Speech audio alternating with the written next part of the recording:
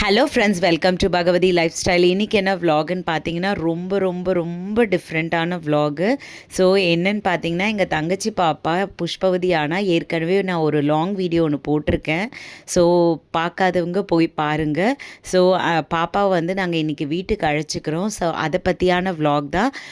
முக்கியமான ரிலேஷன்ஸ் மட்டும் சேர்ந்தா போல் என் தங்கச்சி வீட்டுக்கு கிளம்பி போய் குழந்தைய வந்து வீட்டுக்கு அழைச்சிக்கிற ஃபங்க்ஷனுக்கு நாங்களும் போய் அவங்க கூட செலிப்ரேட் பண்ணோம். ஸோ அதை பற்றியான விலாக் தான். எல்லா குட்டீஸும் பாருங்கள், ரொம்ப எந்துவாக ரொம்ப சூப்பராக ஜாலியாக இருந்தாங்க. ஏன்னா ஸ்கூல்லாம் லீவ் போட்டு இந்த மாதிரி ஒரு ஃபங்க்ஷன் கூட்டிகிட்டு போனதுனால அவங்க வந்து பயங்கர ஜாலியாக ஆயிட்டாங்க. ஸோ எங்கள் பாப்பா பாருங்கள் பயங்கர ஜாலியாக இருக்கா. அண்ட் எங்களோட முறைப்படி பார்த்திங்கன்னா ஃபுல்லாக 4 குத்து விளக்கு, 4 பக்கம் வந்து குத்து விளக்கு வச்சுடுவோம். அதை சுற்றி வந்து மல்லிப்பூவால் சுற்றி விட்டுடுவோம். ஸோ பாப்பா வந்து நடுவில் அந்த 4 குத்து விளக்கு இருக்குது இல்லைங்களா, அதோட அந்த குத்து விளக்கு நடுவில் வந்து பாப்பா வந்து உட்கார வச்சுடுவோம். உட்கார வச்சுட்டு ஃபுல்லாக பூவால் அந்த விளக்கில் சுற்றி விட்டுடுவோம். ஸோ இதுதான் நாங்கள் ஃபஸ்ட்டு ஸ்டெப்பே இதுதான் குழந்தைக்கு. ஆக்சுவலாக வந்து ஒரு ஒயிட் கலர் ட்ரெஸ் தான் நாங்கள் போடுவோம். ஸோ ஒயிட் கலரில் மோஸ்ட்லி வந்து ஹாஃப் சாரீ தான் போடுவோம். ஆக்சுவலாக குழந்தைக்கு வந்து கம்ஃபர்டபுளாக இருக்காது அப்படின்றதுனால வந்து இந்த சல்வார் வந்து நாங்கள் போட்டிருந்தோம், ஒயிட் கலர் சல்வார். ஸோ அதனால் வந்து ஒயிட் கலர்லேயே ஒரு சுடிதார் செட் மாதிரி ரொம்பவே சிம்பிளாக எடுத்துட்டோம். ஏன்னா வந்து அதுக்கு அடுத்தது அது யூஸ் கிடையாது. அதனால் வந்து ரொம்ப சிம்பிளாக இந்த ஒயிட் கலர் ட்ரெஸ் நாங்கள் எடுத்துட்டோம். அதுக்கு அடுத்தது பார்த்திங்கன்னா இந்த 4 விளக்குக்கு நடுவில் வந்து பாப்பாவை உட்கார வச்சு ஃபுல்லாக சுற்றி விட்டுடுவோம். அந்த மல்லிப்பூவால் ஃபுல்லாக சுற்றி விட்டுடுவாங்க. அண்ட் அதுக்கு நடுவில் தான் வந்து குழந்தை வந்து உட்காரணும். ஸோ அவளுக்கு வந்து கம்ஃபர்டபுளாகவே இல்லை. ஸோ இருந்தாலும் எல்லாரும் சேர்ந்து நம்மளை வந்து உட்கார சொல்கிறாங்களே அப்படின்றதுக்காக குழந்த பாவம் மெனக்கிட்டு உட்காந்துட்ருக்கா. அதுக்கு அடுத்தது பார்த்திங்கன்னா 5 பேர், பெரியவங்க 5 பேர் வந்து ஒவ்வொருத்தர் கையில் ஒவ்வொரு பொருட்கள் கொடுத்துருவாங்க. முதல் நபர்கிட்ட வந்து காமாட்சி அம்மன் விளக்கேற்றி அவங்கக்கிட்ட ஒரு பிளேட்டில் கொடுத்துருவாங்க. அடுத்தது மாவிளக்கு வந்து ஒரு 7 மாவிளக்கு இல்லை 11 மாவிளக்கு. ஸோ இந்த ஒத்தப்படையில் எல்லாமே மாவிளக்கு வச்சு ஒரு பிளேட்டில் கொடுத்துருவாங்க. அதுக்கு அடுத்தது ஆலம் வந்து ஒருத்தர் கையில் கொடுத்துருவாங்க. அதுக்கு அடுத்தது பார்த்திங்கன்னா சாதம் வந்து வடிச்சிட்டு அதில் வந்து வெள்ளை சாதம், கருப்பு சாதம் அண்ட் சிவப்பு சாதம், அது நடுவில் கொடிக்கல்லி அந்த குச்சி வச்சுட்டு அது மேலே ஒரு பந்த மாதிரி எரிய வச்சுருவாங்க. ஸோ 3 சாதமில் அந்த மாதிரி ஒவ்வொரு கொடிக்கல்லி வச்சுட்டு பந்த மாதிரி எரிய வச்சுருவாங்க. அது ஒருத்தர் கையில். அதுக்கு அடுத்தது இன்னொருத்தர் கையில் வந்து புட்டு, ஒரு 1 கிலோ புட்டு இருக்கும். அந்த புட்டை வந்து ஒரு வெள்ளை துணியில் கட்டி வச்சு அது ஒருத்தர் கையில். ஸோ 5 பேர் கையில் 5 பொருட்கள் கொடுத்துருவாங்க. அந்த 5 பொருட்களும் 3 வாட்டி வந்து குழந்தைய சுற்றி வரணும். ஒவ்வொரு தடவையும் நம்ம அவங்கவுங்க டேர்ன் வரும்போது குழந்தைய 3 வாட்டி சுற்றிட்டு எல்லாத்தையும் அந்த 5 பேரும் ஃபுல்லாக சுற்றிட்டு வரணும். இதுதான் வந்து எங்களோட முறை. ரொம்ப பெருசாக லாங்காக போகுதுன்னு நினைக்காதீங்க. ஆக்சுவலாக எங்களுடைய வழக்கப்படி நாங்கள் இப்படி தான் பண்ணுவோம்.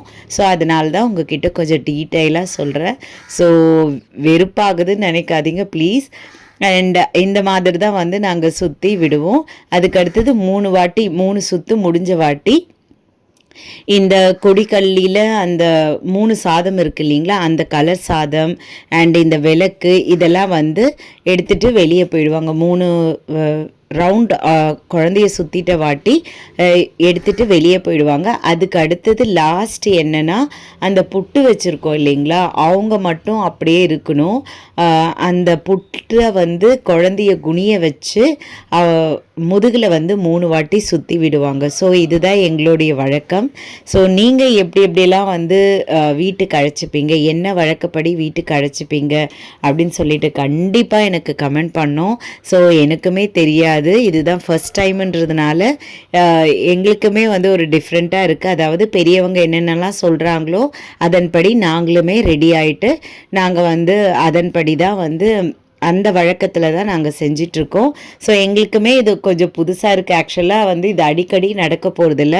எப்படியோ ஒரு 20 வருஷத்துக்கு ஒரு தடவை யாராவது நம்ம ஃபேமிலியில் இருக்க குழந்தைங்க வந்து யாராவது இந்த மாதிரி புஷ்பவதி ஆனால் கண்டிப்பாக நம்மளுக்கும் தெரிய வரும். அண்டு அதனால் எங்களுக்குமே கொஞ்சம் புதுசாக இருக்குது, என்னென்னலாம் பண்ணணும்னு நாங்களுமே வந்து ரொம்ப வந்து நோட்டீஸ் பண்ணோம், என்ன பண்ணுறாங்க அப்படின்னு சொல்லிட்டு. எங்களுக்குமே வந்து ஒரு வியப்பாக தான் இருந்தது பார்க்குறதுக்கு. ஆக்சுவலாக நான் வந்து பேசும்பொழுது இந்த வீடியோவை திருப்பி பார்க்கும்பொழுது ஓஹோ இதெல்லாம் பண்ணியிருக்குமா அப்படின்னு சொல்லிட்டு நானுமே ரொம்ப வியப்பாக பார்த்துட்டு இருந்தேன்.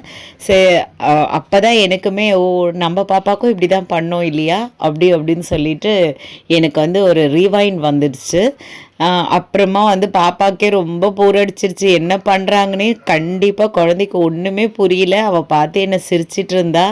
அவளுக்கு ஒன்றுமே புரியல, என்னென்னலாம் சொல்கிறாங்களோ அவளோ இதெல்லாம் நடக்குமா அப்படின்ற மாதிரி பார்த்துட்டு இருந்தா.